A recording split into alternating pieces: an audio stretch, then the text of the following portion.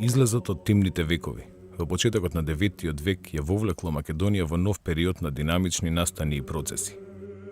Тоа е време кога се појавуваат исклучителни личности со потекло од Македонија, кои ставиле траен жиг во културата и цивилизацијската матрица на Европа.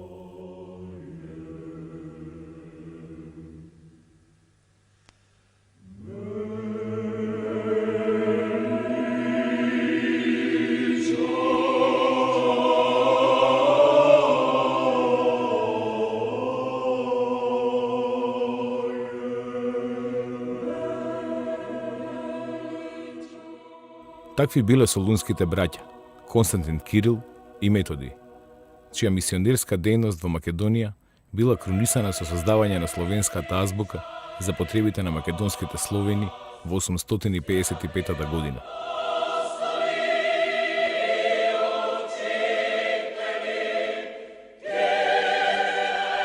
Дејноста во Македонија представувала вовед во нивната идна мисионерска, просветителска и духовна дејност, која ќе има далекусежно влијание за Балканот и за Европа.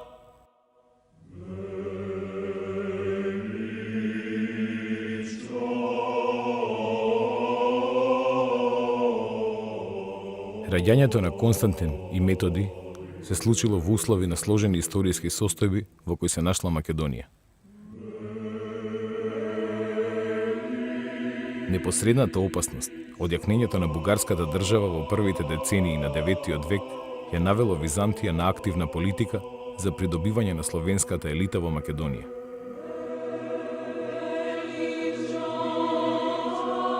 Тоа било политика која Византија ја практикувала уште од 7 век, со променлив успех и без траен ефект. Воведувањето на христијанството представувало клучен сегмент од таа политичко-идеолошка стратегија. Процесот попримил организирана форма во средината на 9 век.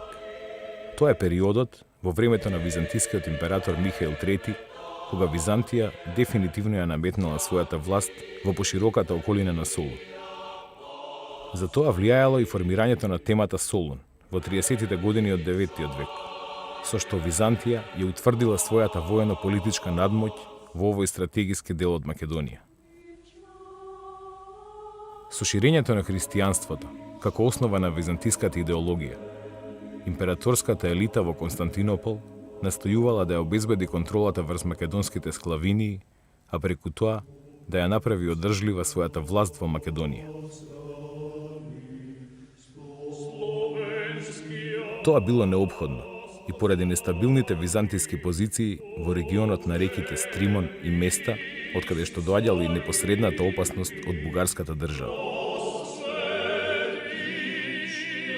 Во служба на византискиот двор, како негови мисионери, ширејќи го христијанството, Константин и Методи со својата активна дејност одиграле клучна улога во иницирањето на процесот за културна мобилизација најпрвин во Македонија, а потоа и во поширокиот простор на Централна и Источна Европа.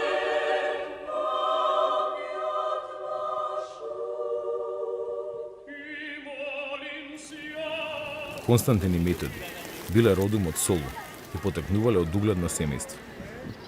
Константин бил роден во 827 година, додека раѓањето на Методи како постар брат најверојатно претходело во 825 година. Таткото Лав ја извршувал високата воена функција друнгар, подстратег на солунската тема, а мајката Марија била од угледно солунско семејство. Исклучителното познавање на словенскиот јазик на Константин и Методи, како и прифаќањето на нивната подоцнежна управителска и мисионерска дејност од страна на словените, упатува на нивното веројатно словенско потекло. На тоа имплицира и чистотата на Константин, која е акцентирана во пространото Кирилово житие. Со оглед на фактот што Кирил и Методи потекнувале од угледно семејство, нивното образование било возможено врз основа на стекнатиот углед кој што го има неговиот татко и мајка во Солун.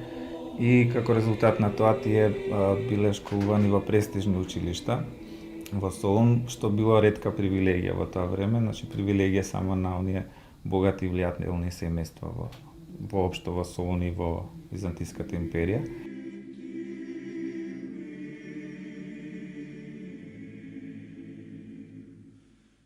Методи, со пројавените исклучителни воени способности и телесен стас, рано бил забележан од византискиот двор. Фактот што Константин и Методи потекнувале од Солун, каде што во изминатиот период се одвивала активна интеракција помеѓу словените и македонците, ги правела најпогодни личности за имплементација на мисиите во Македонија.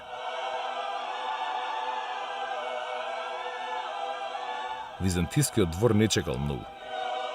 Веќе во средината на 40-тите години од 9 век, кога бил на 20 годишна возраст, Методиј бил поставен од византискиот двор за кнез на словените, со задача да управува словенско кнежевство.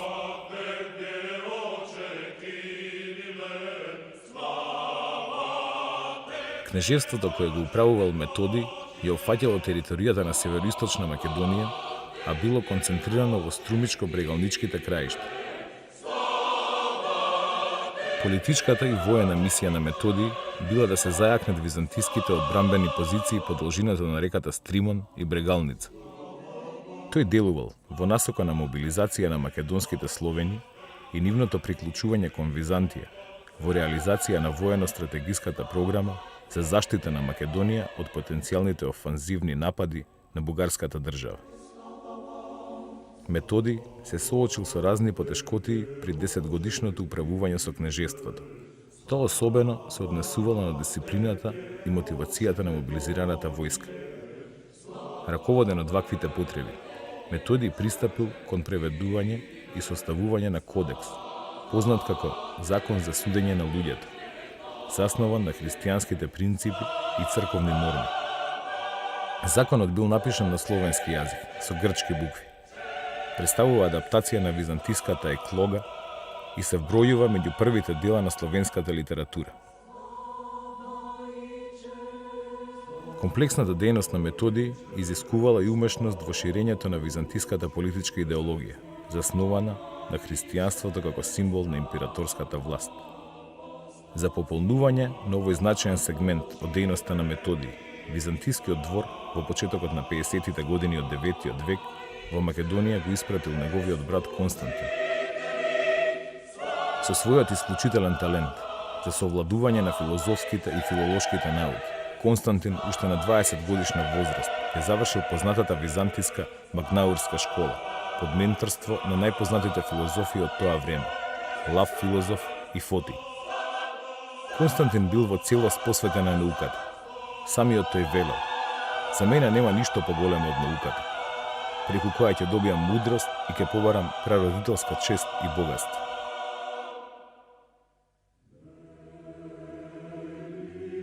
Високата наобразба и гениалните способности на Константин несомнено го правеле најпогодна личност за извршување на мисионерската дејност во словенското кнежевство во Македонија, во функција на надополнување на управата на неговиот брат.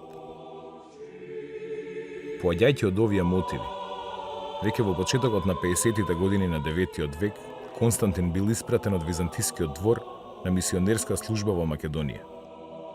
Константин својата мисионерска дејност во почетокот на 50-тите години на 9 век ја фокусирал на реката Брегалница и согласно изворните податоци се укажува дека неговата мисионерска дејност за релативно кратко време, за неколку години, резултирала со создавање на првата словенска азбука на територијата на Македонија во 855 година. Азбуката станала позната како глаголица, а била наменета за потребите на македонските словени покрај реката Брегалница.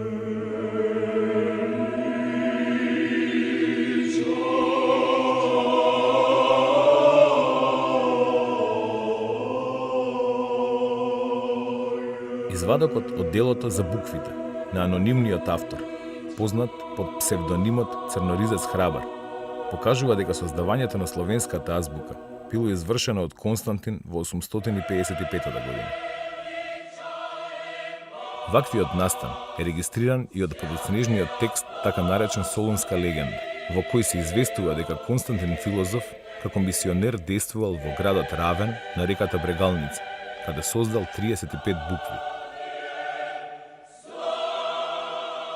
Создавањето на азбуката било проследено со процесот на христијанизацијата кој ревносно го спроведувал Константин во Македонија. За време на брегалничката мисија, Константин во христијанската вера вовел мноштво словени, што со нагласеност се истакнува во краткото житие на Кирил. Потоа Константин отиде на Брегалница и откако најде од словенскиот народ неколку непокрстени и откако ги покрсти, ги приведе во православната вера. Им напиша книги на словенски јазик. Тие што ги преврати во христијанска вера беа 54.000. Локалитетите кај црквата Свети Никола и кружната црква на Клетовник, кај селото Крупиште во Брегалничката област, кои содржат голем број глаголски букви, археолошки ја аргументираат мисијата на Константин во Брегалничкиот регион. Таа резултирала со креирање на првиот словенски литературен јазик на почвата на Македонија. Потврда дека словенската азбука била наменета за мисиите меѓу македонските словени е неспорниот факт дека била креирана врз основа на македонскиот говор од Солун и неговата околина. Мисиите на браќата Константин и Методий не биле доволни да го спречат пробивот на бугарите во Источна Македонија. Непосредната бугарска опасност била причината Константин и Методий да ја прекинат својата дејност и да ја напуштат Македонија кон крајот на 855 година. Со дејноста во Македонија, Константин и Методий создале основа за културна мобилизација на македонските словени, внесувајќи нов суштински елемент во идентитетскиот процес. Прифаќањето на создадената словенска азбука, заснована на македонскиот говор од Солун и околината, представува индикатор дека повеќе вековниот процес на етничка и културна интеракција помеѓу домородните македонци и македонските словени бил проследен со доминација на словенскиот јазик, восприемање на христијанството и македонскиот именител како заеднички елемент на идентитетот. Сето тоа имало клучно влијание за одржување на идентитетската посебност на македонците, од аспект на бугарските походи во Македонија, кои следеле од средината на 9 век. До 865-66 година, во опсегот на бугарските освојувања најверојатно се нашли Источна, Централна и Југозападна Македонија, како и дел од Јужна Албанија. Територијата на Јужна и Југоисточна Македонија со Солун останале под власт на Византија. Во изворните податоци се нагласува дека и обата браќа во наредниот период биле ангажирани од Византија со оглед на нивното стекнато искуство од Македонија во други повеќе дипломатски мисии меѓу сарацените, односно арабјаните и меѓу хазарите, иако тие во некоја рака биле помалку успешни со оглед на тоа што самите хазари, иако биле традиционални сојузници на Византија, не го прифатиле христијанството, сметајќи дека со тоа ќе станат уште позависни од Византија. Во текот на наредните години, Константин и Методий се посветиле на усовршувањето на словенската азбука и на преведувањето книги на словенски јазик на планината Олимп во Мала Азија. Мисионерскиот капацитет на Кирил и Методий бил искористен од страна на Византија и во други мисии, меѓу кои клучната мисија во Велика Моравија во 863 година. Таа мисија која што ја реализирале солунските браќа била инициирана всушност од кнезот на Моравија, Ростислав, кој што се обратил до византискиот император Михаил III за да му испрати одредени мисионери со цел да се воведе словенската писменост и словенскиот јазик во богослужбата. Фактот што веќе била создадена словенската азбука во Македонија ја доведува во логичен контекст и подготвеноста на Константин и Методий за релативно краток временски период од 1 година да одговорат на потребите на сложената мисија во Моравија, што покрај соодветната адаптација на словенската азбука изискувало и превод на книги на словенски јазик. Мисионерската дејност на Константин и Методий во Моравија неминовно попримила поширока политичка димензија, бидејќи преку неа Византија претендирала да воспостави противтежа на германското и латинското влијание надвор од нејзините граници. Мисијата коинцидирала со растечкото соперништво меѓу Рим и Византија околу обезбедување на црковно влијание во Бугарија. Со тоа директно биле засегнати интересите на римското папство и германското свештенство, што разбирливо најшло на соодветна противреакција. Сепак, Византија била таа која на крајот го извела покрстувањето на кнезот Борис во средината на 60-тите години од 9-тиот век. Во такви услови, мешањето на римското папство во мисиите на Константин и Методи било водено од потребата за воспоставување сопствен духовен авторитет среде словенскиот свет. Пројавениот интерес на папите пак бил искористен од Константин и Методи за издействување на јавна изведба на света литургија на словенски јазик за време на нивниот престој во Рим во 867 година. Со тоа, словенската богослужба добила официјално признание, а словенскиот јазик бил вброен меѓу еднакви по ранг јазици. За време на престојот во Рим, дел од учениците кои ги придружувале браќата се стекнале со свештенички чин од папата Адријан II, и тоа сосем е известно по препорака на нивните учители. Меѓу нив веројатно бил и Климент, како еден од првите нивни придружувачи и најистакнати ученици. Меѓутоа, наскоро Константин заболел. Од пространото житие на Кирил. Го спопаднаа многу маки и тој се разбола. И боледувајќи така долго време, веднаш виде Божјо видение и почна да пее. Од оние кои ми кажаа да одам во домот Господов, се развесели мојот дух и ми се израдува срцето. Наредниот ден, тој го прими светиот монашки израз и откако прими светлина преку светлина, се именува со името Кирил. И во тој чин помина 50 дена. Кога дојде времето да прими покој и да се пресели во вечните живеалишта, тој ги воздигна рацете кон Бога и со солзи изведе молитва. И откако ги бакна сите со својот интегритет, кажа: благословен е Бог, кој што не предаде за плячка во забите на нашите невидливи непријатели, но ги раскина нивните стапици и не избави од нивниот гибел. И така почина со Господа. На 42 години, на 14-тиот ден од месец февруари, Индик II, во 6377 година од создавањето на светот. Константин Кирил бил погребан во црквата Свети Климент во Рим со највисоки почести, кои им биле давани на папите. По смртта на Кирил во февруари 869 година, во наследство на Методий останало да се продолжи заедничкото се словенско дело. Самиот Кирил непосредно пред смртта му оставил во аманет на Методий да ја продолжи благородната просветителска дејност.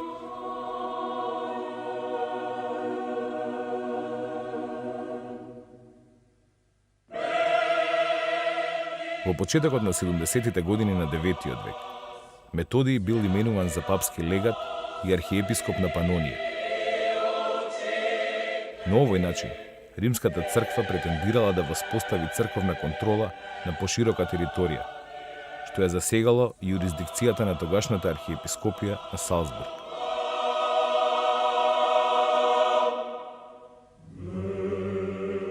Во папските писма до кнезовите Ростислав, Светопол и Коцел, пренесени од Методиевото житие, се истакнува: ние решивме да го испратиме во вашите земји Методий, нашиот син, да ве подучува тоа што вие ќе посакате и да ви ги појаснува на вашиот јазик книгите на целиот црковен ред во целост, заедно со светата миса, односно литургија, и со крштевањето. Нека тоа биде благословено од Бога, од нас и од целата Вселенска и апостолска црква, за да свикнете добро со Божите заповеди. Нашиот брат Методий е свет и правоверен и врши апостолско дело, Во негови раце се дадени од Бога и од апостолскиот престол сите словенски земји. И кој го проколне, да биде проколнат, а кој го благослови, да биде благословен.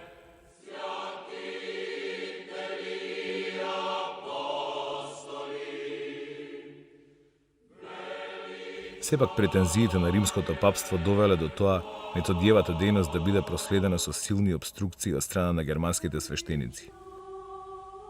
Преземањето на иницијативата од страна на папството и свртувањето едноставно на мисијата на Кирил и Методи во нивна полза нормално резултирало со протиреакција овој пат од Византија, која што успеала да издействува на црковниот собор во Константинопол во 870 година Бугарија да добие ранг на архиепископија, која што била под директно покровителство всушност на Константинополската патријаршија и со тоа биле осуетени обидите на римската црква да обезбеди директно влијание во црковните работи во Бугарија со нивното инволвирање во штекнувањето на статусот на бугарската црква.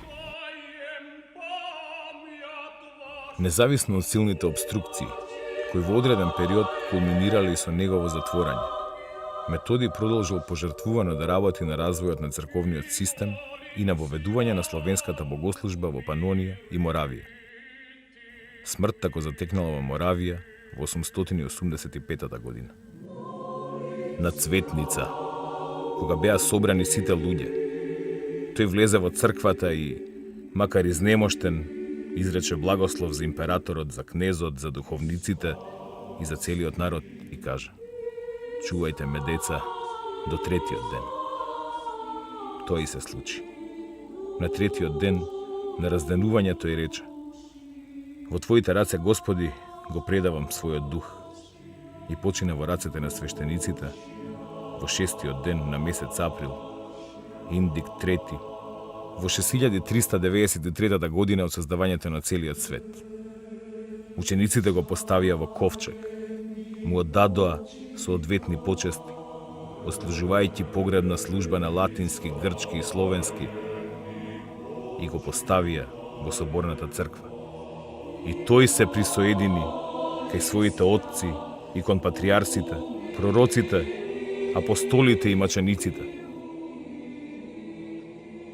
Во неговото житие се нагласува високите почести кои што му ги дале неговите ученици и следбеници по неговата смрт. За местото каде што е погребан нема изворни податоци, освен тоа дека е погребан во Моравија и останува археолошките наоди да го лоцираат неговото вечно живеалиште. Размерот на Кирило-методиевската мисија, која резултирала со поширока афирмација на словенскиот јазик во Европа, не се совпаѓал со првично утврдените политичко-дипломатски цели на Византија. Директното инволвирање на римското папство во дејноста на светите браќа и превземањето на иницијативата преку назначувањето на Методи за архиепископ во Панонија значило целосен мисионерски пораз за Византија. Во таа смисла, не зачудува што современите византиски извори апсолутно ништо не говорат за мисиите на Кирил и Методи. Единствено кон крајот на 11-тиот и почетокот на 12-тиот век, охридските архиепископи, Теофилакт Охридски, а неполно столетие подоцна и Димитрий Хоматијан сметале за потребно преку житијата на Свети Климент да ги истакнат и кирило-методиевските традиции, прилагодувајќи ги оригиналните изворни словенски житија за светите браќа. Охридските архиепископи, почнувајќи од крајот на 11-тиот век, преку поврзувањето на Свети Климент со Свети Кирил и Методи, како своевидни византиски мисионерски експоненти, настојувале да конституираат представа за доминацијата на византиската идеологија.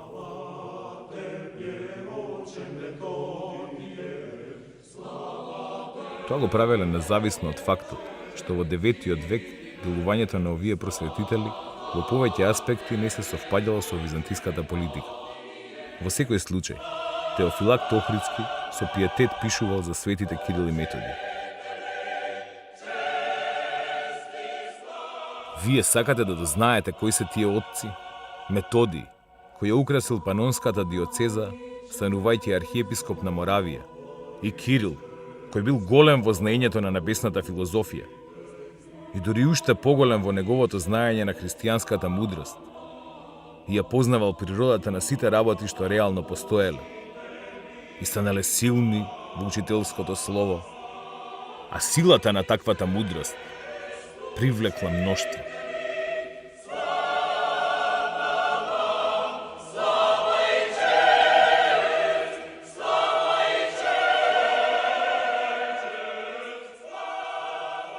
Мисиите на Кирил и Методи создале основа за креирање на посебна политичка култура на словенската елита, што не било византиска намера. Тоа непосредно дошло до израз во Македонија, каде што Кирило-методиевското наследство се инкорпорирало во дејноста на нивните врвни ученици Климент и Наум, кои во текот на последните децении од 9-тиот и првите 2 децении од 10-тиот век развиле опсежна духовна и културно-просветителска дејност во родната македонска земја. Самиот автор на Методиевото житие, кој бил негов верен ученик и доследен следбеник, на крајот ќе му порача на својот голем учител Методий: а ти, света и причеста главо, со молитвите своји од височините, погледнувај милозливо кон нас, кои што копнееме по тебе. Избави не нас, твоите ученици, од секаква напаст. Распространувај го учењето и прогонувај ги ересите, та и ние, кои преживуваме тука достојни за своето звање, да застанеме заедно со тебе, како твое стадо од десната страна на нашиот Христос Бог, примајќи од Него вечен живот. Нему му припаѓа слава и чест во веки веков. Амин. Од простреното житие на Методий.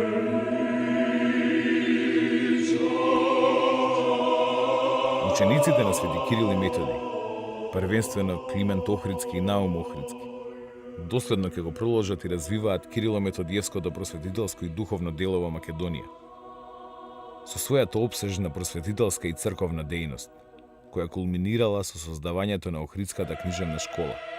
Климент ќе внесе нова, квалитативна димензија во процесот на заокружувањето на заедничкото идентитетско поврзување на македонските Словени и домородните македонци. Овој процес ќе се здобие со тенденции за независна политичка, религиска и културна репрезентација во рамките на Македонија, која како обединувачки, етнички и географски именител ќе биде заокружена со формирањето на средновековната држава во средината на 10-тиот век.